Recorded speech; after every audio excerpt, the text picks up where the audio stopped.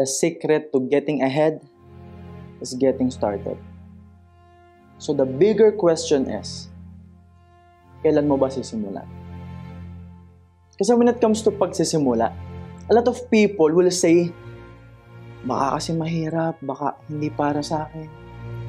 Maulan ngayon, meron tayong crisis ngayon. Wala akong pera, wala akong trabaho. Wala akong natapos, wala akong tiwala sa sarili ko. Hindi ako magaling, hindi pa ako magaling.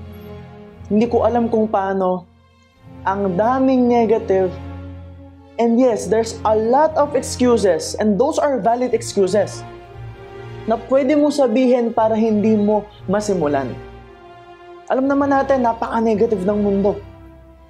May mga tao na kapag shiner mo yung pangarap mo, hindi ka pakikinggan. Yung iba, pagtatawanan ka pa. Yung iba, huhusgahan ka pa.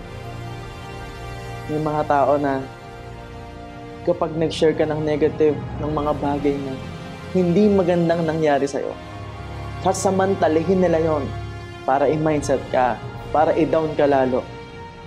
Kasi vulnerable ka. May mga tao na hahatakin ka pa rin pababa.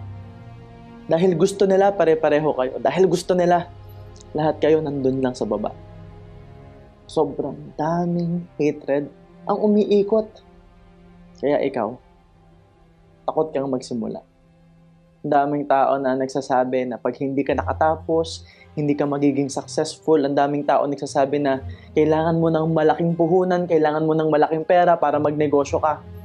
Ang daming nagsasabi na kailangan magaling ka bago ka magsimula. Ang daming nagsasabi na kailangan sigurado.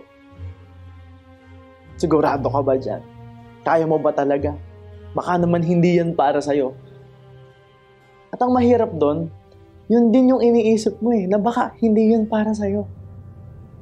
Kaya lang, kailan mo ba talaga sisimulan? Ano bang hinihintay mo?